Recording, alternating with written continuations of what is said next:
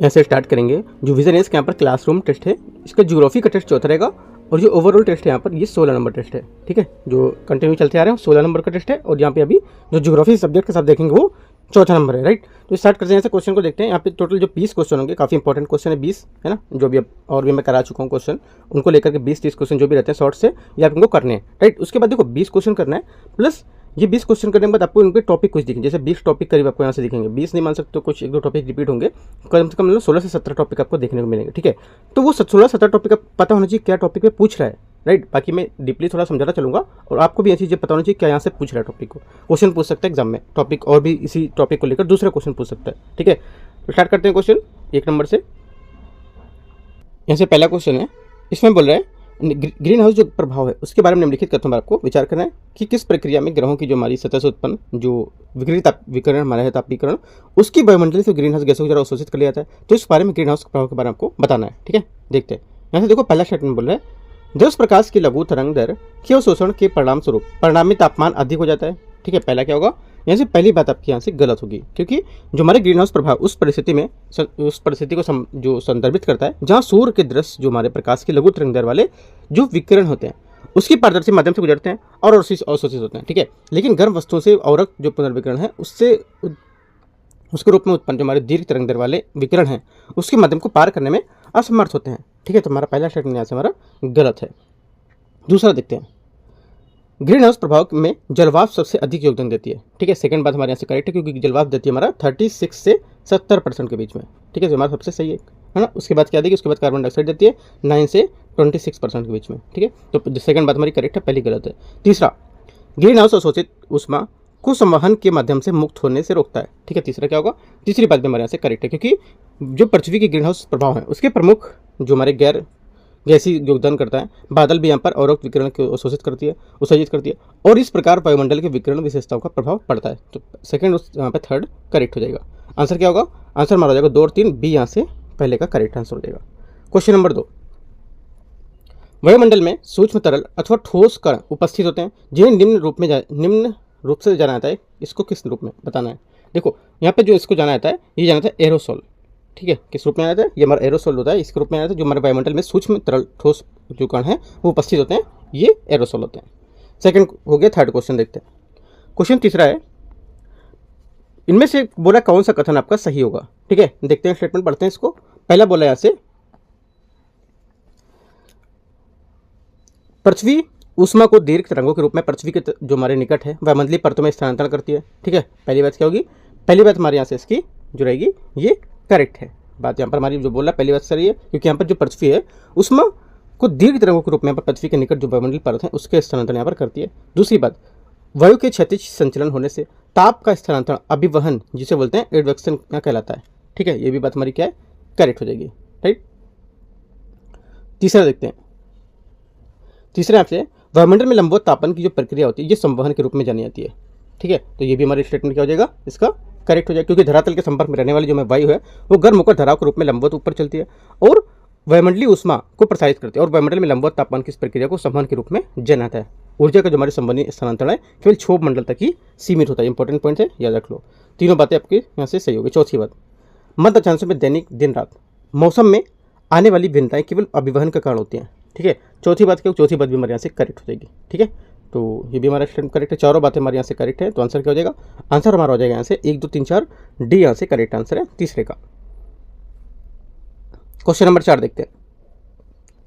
Question 4 है, निम्नलिखित युग्मों पर आपको विचार करना है। समोच्च रेखा और नाम, ये बोला है कंट्रोल जो हमारी लाइन है, कंट्रोल लाइन, और यहाँ पर जो नेम दिया वो एक समान दाब। राइट, चौथा क्या होगा, यहाँ पे जो पहला बात बोला है एक समान दाब। ठीक है, देखो दाब हमारा क्या है, दाब वर्षा तापमान जो होता है और सूर्य का प्रकाश, ये पवन आदि हमारे के जलवायु के तत्व होते हैं। ठीक है, क्या होंगे, एक जलवायु के तत्व होते हैं। इन तत्वों को पृथ्वी के समान मान नहीं होता है, ये याद रखना है। समोच्च रेखा एक वक्र है जिसके साथ फलन या जो फंक्शन होते हैं, ठीक है, वो उसका मान स्थिर होता है। राइट, ये बात आपको याद रखना है। उसके बाद मौसम जो हमारे समोच्च रेखा के जो मौसम स्टेशन होते हैं उसके प्राप्त डेटा से सामान्यीकरण के आधारित जो हमारा आइसोबार होते हैं या समोच्च दाब रेखा होती है, उस रेखा के ग्राफ के समान यहाँ पर दाब की रेखा पे इसी प्रकार को लेकर समताप वर्षा और समताप रेखा को लेकर यहाँ पर डेफिनेशन दी जाती है इसकी। ठीक है, तो हमारा जो पहली बात यहाँ से रहेगी ये स्टेटमेंट इसका करेक्ट हो जाएगा। ठीक है, पहली बात यहाँ से हमारी करेक्ट है। दूसरी बात क्या है, एक समान वर्षण, एक समान जो हमारा वर्षण होगा ये भी हमारा इसके स्टेटमेंट करेक्ट हो जाएगा, जो यहाँ पर इसकी बातों को दिखा रहा है, मैच कर रहा है सम रेखा और समताप में, ये भी हमारा करेक्ट है। तीसरी बात,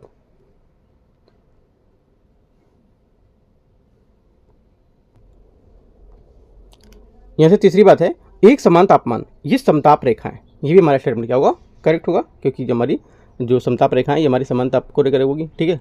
चौथा, एक समान सूर्य प्रकाश, ये हमारा आइसोहेल, ये भी स्टेटमेंट हमारा इसका करेक्ट हो जाएगा, क्योंकि जो हमारा समान रेखा, समताप रेखा, ठीक है, और आइसोहेल जो हमारा होता है, ये सब क्या है, एक समोच्च दाब ताप इसको लेकर को समान रूप से इनको बताते हैं, है ना। तो हमारा आंसर क्या हो जाएगा, चारों बातें इसकी सही मैच कर रही है, तो आंसर हो जाएगा फोर्थ का डी, है ना। 1 2 3 4 सभी सही है। क्वेश्चन नंबर 5, वातावरण में तापीय जो हमारा व्युत्क्रम है उसके बारे में घटना क्या है ये बताना है। जो हमारी वातावरण में तापीय व्युत्क्रम घटना होती है ये क्या होती है, देखो ये सतह के निकट ठंडी वायु की एक परत है, उसके ऊपर गर्म वायु की एक परत होना, ये हमारा क्या कहलाता है, ये आपका तापीय व्युत्क्रमण कहलाता है, ठीक है। तो पांचवें का हमारा जो आंसर हो जाएगा ए, यहाँ से इसका करेक्ट आंसर होगा, ठीक है। समानता क्या, निचले जो हमारे वायुमंडल है, क्षोभमंडल जिसको बोलते हैं, इसे पृथ्वी की सतह के निकट वायु इसमें ऊपर की ओर जो उठने वाली जो अपेक्षाकृत अधिक गर्म होती है, क्योंकि इसमें सौर विकिरण पृथ्वी की सतह से गर्म करता है, जिससे क्या प्रभाव में वायुमंडल जो नीचे है वो गर्म होता है, और ये निचली परत के ऊपर स्थिर जो हमारे वायुमंडलीय परत है उसके तापमान में वृद्धि कर देता है। कुछ निश्चित जो परिस्थिति है उसके समान जो ऊर्ध्वाधर तापमान उसकी प्रवणता में व्युत्क्रम हो जाता है, राइट। तो ये पृथ्वी की जो सतह है उसके निकट आने वाली जो हमारी ऊपरी परत है उसकी अपेक्षा ठंडी हो जाती है। उदाहरण के लिए जैसे तब होता है जब यहाँ पर एक गर्म जो होता है और कम घनत्व वाली एक वायु राशि होती है और एक ठंडी, इसमें अधिक घनत्व वाली वायु राशि ऊपर और संचलन करने लगेगी, ठीक है। तो ये पॉइंट आपको इंपॉर्टेंट है, थोड़ा सा याद रखना है। आंसर पांचवें का एक करेक्ट हो जाएगा। क्वेश्चन 6, उष्ण मरुस्थल के संबंध में आपको विचार करना है। ये उच्च वायुदाब वाली पेटियों में पाए जाते हैं, ठीक है। पहली बात हमारे यहाँ से क्या हो जाएगी, पहली बात आपके यहाँ से करेक्ट है, क्योंकि ये जो होते हैं हमारे इन मरुस्थलों में प्राथमिक कारण यहाँ पर उच्च वायुदाब क्षेत्र होता है जो संवहन की प्रक्रिया में कमी लाता है। हालांकि कभी कभी ग्रीष्म काल में भी तीव्र संवहन हो सकता है जी, लेकिन तीव्र में कम अवधि के लिए यहाँ पर विरल वर्षा होती है, ठीक है। सेकंड बात यहाँ से देखते हैं। सेकंड बात है उष्ण मरुस्थल तट के किनारे गर्म महासागरीय धाराएं बहती हैं, ये गलत है। समानता इन क्षेत्रों में संवहनीय वर्षा होती है, ये करेक्ट है, क्योंकि हमारे जो ये क्षेत्र है यहाँ पर हमारी संवहनीय वर्षा होगी, ठीक है। इनके अलावा इन क्षेत्रों में तट के किनारे ठंडी महासागरीय धाराएं भी बहती हैं, यहाँ पर गर्म धाराएं नहीं बहेंगी, बताया मैंने आपको। तो 1 और 3 करेक्ट है, तो आंसर हमारा हो जाएगा बी, यहाँ से छठे का करेक्ट आंसर है। क्वेश्चन 7 है ग्रीन हाउस प्रभाव के बारे में निम्नलिखित तथ्यों पर विचार करना है, ठीक है। देखते हैं इसको। पहला यहाँ से ग्रीन हाउस के बिना पृथ्वी की सतह वर्तमान औसत 14 डिग्री सेंटीग्रेड की तुलना में 33 डिग्री सेंटीग्रेड तक ठंडी होती है, ठीक है। सातवें क्या होगा, सातवें की जो हमारी पहली बात है इसकी स्टेटमेंट की, ये करेक्ट हो जाएगी, ठीक है। पहली बात हमारे यहाँ से इसकी सही है। दूसरा देखते हैं यहाँ से। पहली बात देखो यहाँ पर जो सही है ये क्यों सही है, राइट। एक तो हमारा देखो यहाँ पर जो बोल रहा है कि जो पृथ्वी है उसके वायुमंडल में जलवाष्प सबसे प्रचुर ग्रीन हाउस गैस है और कार्बन मोनोऑक्साइड के वातावरण में कम समय तक यहाँ पर बनी रहती है, राइट।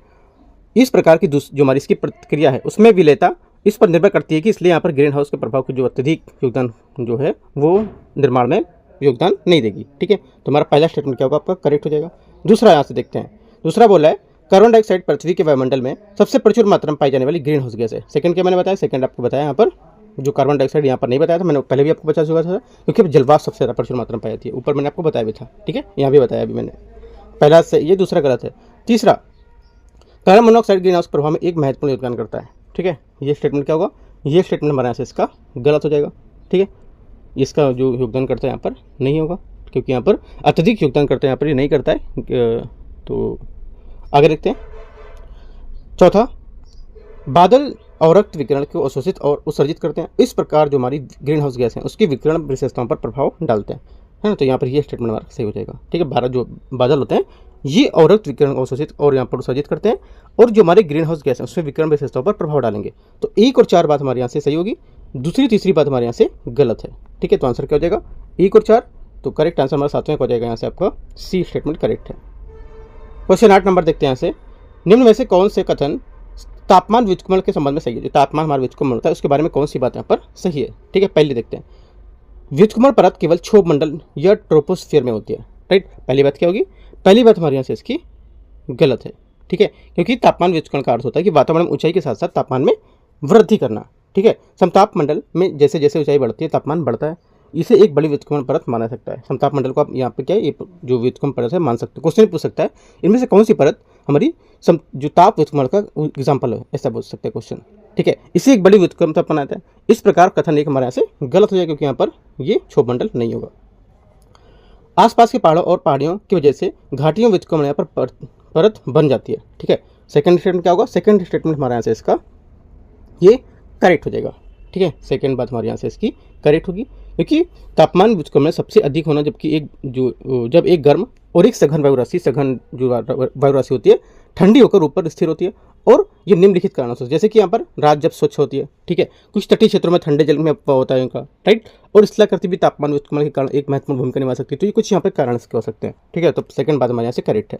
तीसरा, धुंध तापमान व्युत्क्रमण के कारण उत्पन्न एक बड़ी समस्या है। ये भी हमारा स्टेटमेंट इसका करेक्ट हो जाएगा, तीसरा वाला। ठीक है, क्योंकि यहाँ पर जो धुंध होती है इसको लेकर भी यहाँ पर पर्याप्त जो हिम जो आच्छादन है वो क्षेत्रों में धरातल के बर्फ ठंडा होता है, जिससे क्या सफ़ेद रंग लगभग पूरी तरह से उष्मा को परिवर्तित कर देता है। इस प्रकार बर्फ के ऊपर जो वायु है प्रायः गर्म होती है, क्योंकि ये परावर्तित ऊर्जा में धारण हो जाती है। तापमान व्युत्क्रमण हमारी वायुमंडल परत है उसमें ऊर्ध्वाधर मिश्रण को रोकता है, जिससे क्या है एक स्थिर वायु राशि का गठन होता है। ठीक है, इससे क्या प्रभाव होगा? जैसे कि आपकी वर्षा की रोकथाम होगी, ये पॉइंट लिख सकते हो। ठीक है, बर्फीली वर्षा होगी यहाँ पर, राइट। जमीनी स्तर पर प्रदूषकों के संचरण का धुंध की उत्पत्ति होती है, ये जैसे ये स्टेटमेंट बताया मैंने, तो ये स्टेटमेंट भी आपका करेक्ट हो जाएगा। तो 3-4 पॉइंट आपको यहाँ से नोट कर लेने हैं। आंसर क्या हो जाएगा? 1 और 3 करेक्ट है, तो 2 और 3 करेक्ट है, तो 8वें का नंबर हो जाएगा यहाँ से आपका बी।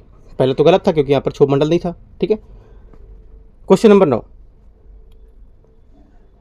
क्वेश्चन नंबर 9 यहाँ से महासागर के जल के तापमान के वितरण के संबंध में निम्नलिखित पर विचार करना है। आमतौर पर भूमध्य रेखा से ध्रुवों की ओर सतही जल का तापमान कम हो जाता है। ठीक है, 9वें का क्या होगा? 9वें की जो पहली बात हमारे यहाँ से है ये करेक्ट हो जाएगी।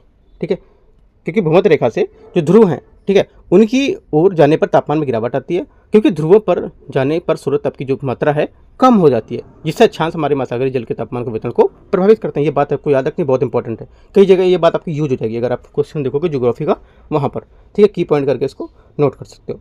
दूसरी बात, दक्षिणी गोलार्ध में महासागरों के धरातल के साथ कम संपर्क के कारण ये अधिक ऊष्मा प्रदान करते हैं। सेकंड क्या होगा?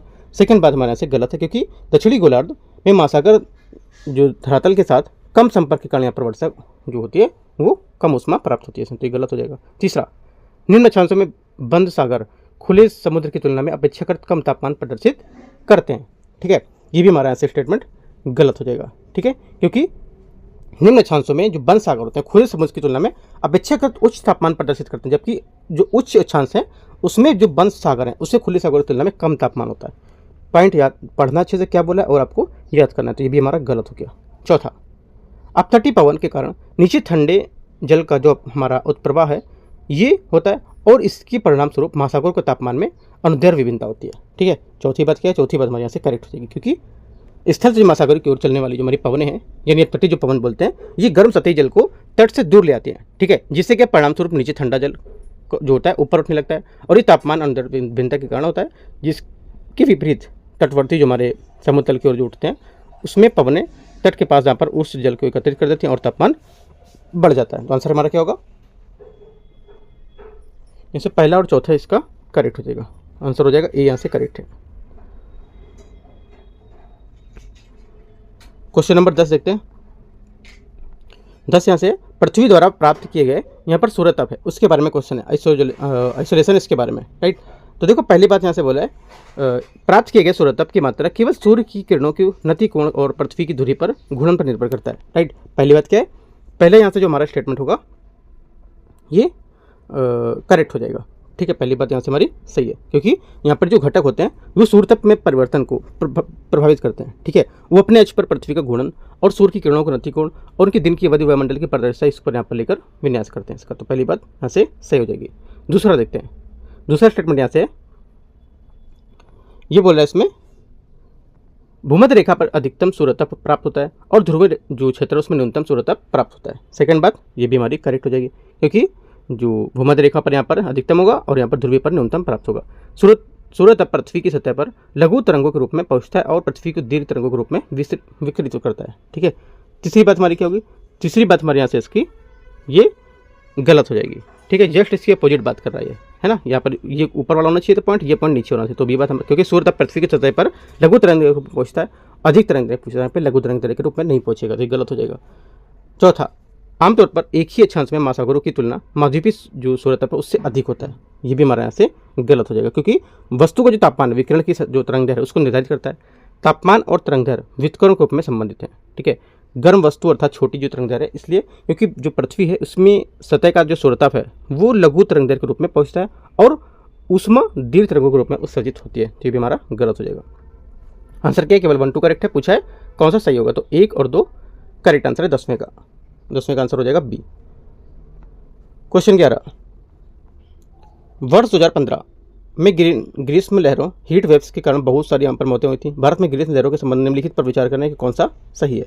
पहली बात यहाँ पर है, यहाँ पर पहला है, इसमें बोला है IMD जो हमारा है, जो इंडियन मेट्रोलॉजिकल डिपार्टमेंट है, भारतीय मौसम विज्ञान विभाग, ये परिभाषित करता है कि सामान्य अधिकतम तापमान पर ध्यान दिए बिना वास्तविक अधिकतम 45 डिग्री सेंटीग्रेड उससे अधिक होने पर ग्रीष्म लहरों की स्थिति घोषित की जानी चाहिए। ठीक है, पहली बात यहाँ से क्या हो जाएगा? पहली बात हमारे यहाँ से जो स्टेटमेंट इसका है ये करेक्ट हो जाएगा। ठीक है, पहली बात यहाँ से सही है। दूसरा,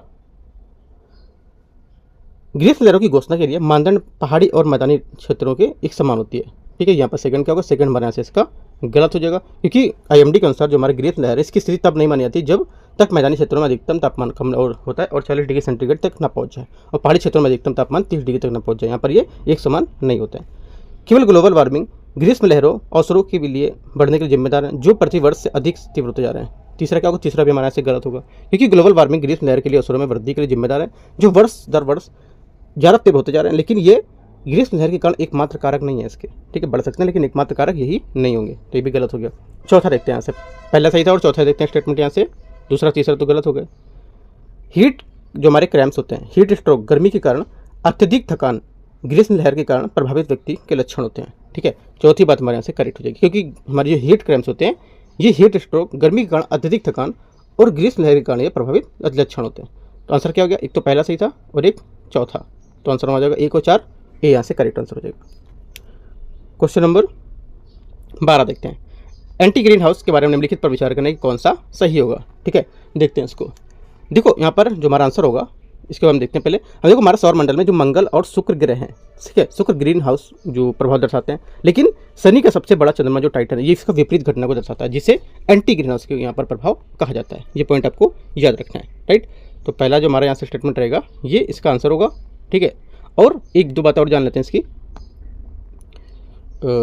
इसका आंसर होगा आपका जो 12 नंबर है, 12 का ए नहीं होगा, सॉरी मिस्टेक हो गया, 12 का बी इसका आंसर होगा, क्योंकि सौर विकिरण और कारण जो पारदर्शी और विकिरण होती है उसके लिए पारदर्शी और होता है। ठीक है, तो बी। और मैं एक दो बातें बता देता हूँ इसमें। यहाँ पे देखो ग्रीन हाउस जो प्रभाव है उससे उत्पन्न होता है, क्योंकि ग्रीन हाउस प्रभाव उत्पन्न होता है क्योंकि जो हमारे सौर जो विकिरण है उसके लिए वायुमंडल में पारदर्शी होता है, लेकिन ग्रीन जो हमारे हाउस हैं उसको लेकर के जो हमारी इंफ्रारेड जो हमारी अवरक्त किरणें होती हैं, ठीक है, काफ़ी हद तक अपारदर्शी होती हैं, लेकिन यहाँ पर एंटी ग्रीन हाउस के प्रभाव में यहाँ पर वायुमंडलीय सौर विकिरण के लिए अपारदर्शी होती हैं, लेकिन अवरक्त विकिरण को यहाँ पर उत्सर्जित कर देती है। ठीक है, एक पॉइंट ये। और इसका असर ये भी होता है कि जो निकाय हमारे वास्तविक तापमान की तुलना में ठंडा होता है, और टाइटन के मामले में दोनों ग्रीन हाउस के प्रभाव को लेकर यहाँ पर एंटी ग्रीन हाउस जो प्रभाव होता है ये साबित हो चुके हैं कि ग्रीन हाउस प्रभाव के कारण यहाँ पर तापमान 21 के बढ़ जाता है। ठीक है, 21 हमारा जो यहाँ पर केल्विन है बढ़ जाता है, जबकि एंटी ग्रीन हाउस प्रभाव में कारण यहाँ पर 9 के नीचे चला जाता है। ये दो बातें आपको याद रखनी एक्स्ट्रा। क्वेश्चन 13 है, समानता वायुयान तथा जेट समताप मंडल तथा ऊपरी क्षोभ मंडल में उड़ान भरते हैं, इसके क्या कारण संभव हो सकते हैं। देखो इसके जो हमारे कारण हैं, एक तो हो सकता है ये अधिकांश जो हमारे हवाई जहाज हैं और यहाँ तक कि जो सैन्य जेट्स हैं समताप मंडल में ही उड़ते हैं, ये कम से कम जो क्षोभ मंडलीय सीमा में तो होते हैं। ठीक है, इसका कारण ये कि जो हमारे क्षेत्र है उसमें वायु विक्षोभ की मात्रा बहुत कम होती है और उसमें जो पवन है उसकी गति उच्च तरीके से प्रभावित होती है, और ये ईंधन को बचाने के लिए यहाँ पर फायदेमंद हो सकती है, और इसके कारण यहाँ पर जो परतें हैं वो स्वीकृत होती है, जिसके कारण यहाँ पर मिश्रित नहीं होती हैं वो। ठीक है, तो हमारा क्या होगा, पहला स्टेटमेंट यहाँ से करेक्ट हो जाएगा। दूसरा, इस क्षेत्र में जो उदग्र प्रभाव होता है, मतलब वर्टिकल फ्लो होता है, ये वर्टिकल फ्लो कम होता है, ये भी हमारा सही हो जाएगा। ठीक है, तीसरा है जो वायु की गति है वो अत्यंत कम होने के कारण वायुयान की स्थिरता अधिक हो जाती है इससे। ठीक है, तीसरी बात हमारे यहाँ से इसकी गलत है, क्योंकि यहाँ पर बोला वायु की गति अत्यंत कम होने पर, अत्यंत यहाँ पर जो वायु गति बहुत तेज होती है। ठीक है, और इसी कारण यहाँ पर वायु की स्थिरता अधिक हो जाती है, तो ये भी हमारा गलत है स्टेटमेंट। तो आंसर हमारा हो जाएगा 1 और 2 करेक्ट है, तो 13 का आंसर ये यहाँ से करेक्ट हो जाएगा। क्वेश्चन 14, निम्नलिखित पर आपको विचार करना है, एक साफ आसमान और स्थिर हवा वाली जो गर्मी है उसकी लंबी रात तापीय व्युत्क्रमण के लिए अनुकूल होती है। ठीक है, पहली बात क्या होगी, पहली बात हमारे यहाँ से इसकी गलत है, क्योंकि आमतौर पर जो हमारी ऊंचाई में वृद्धि के साथ साथ तापमान घटता है, इससे क्या समान जो हमारी ह्रास दर है वो कहा जाता है। लेकिन कभी कभी क्या, जब स्थितियाँ विपरीत हो जाती हैं तो उसे तापमान व्युत्क्रमण कहा जाता है ना। तो यहाँ पर ये पहली बात गलत हो गई। दूसरा, क्योंकि सर्दियों में जो मेघ विहीन हमारी जो लंबी रात होती है, शांत वायु होती है, उसके तापमान में व्युत्क्रमण के लिए आदर्श बनाए रखती है, और दिन में प्राप्त जो हमारी ऊष्मा है रात के समय विकृत कर दी जाती है, और सुबह तक यहाँ पर भूपृष्ठ के ऊपर यहाँ पर वायु जो होती है अधिक ठंडी हो जाती है इससे। ठीक है, दो बातें आपको याद रखनी है। तो पहली दूसरी बताई मैंने, और स्टेटमेंट पहला गलत हो जाएगा यहाँ से आपका। दूसरा, पहाड़ियों या पर्वतीय क्षेत्रों में तापीय व्युत्क्रमण की घटना के लिए गुरुत्वाकर्षण बल एक प्रमुख भूमिका निभाता है। सेकंड बात हमारी सही है, क्योंकि यहाँ पर जो पहाड़ी होती है और पर्वतीय क्षेत्र होते हैं उसमें वायु जो अफवाह होती है उसी कारण व्युत्क्रमण की जो उत्पत्ति होती है, और पहाड़ियों में पर्वतों पर जो रात में ठंडी जो हुई वायु है वो गुरुत्वाकर्षण के प्रभाव के में भारी और जो घनी वायु होने के कारण इसमें जल की कार्य यहाँ पर करने लगता है, और यहाँ पर जो ढाल होती है उसके सारे यहाँ पर नीचे उतरने लगता है। ये घाटी की तली को लेकर गर्म वायु के नीचे एकत्र हो जाती है और इसे वायु का अफवाह कहते हैं। ठीक है, तो सेकंड हमारा करेक्ट है, पहला गलत है, आंसर हो जाएगा। सही पूछा है तो बी।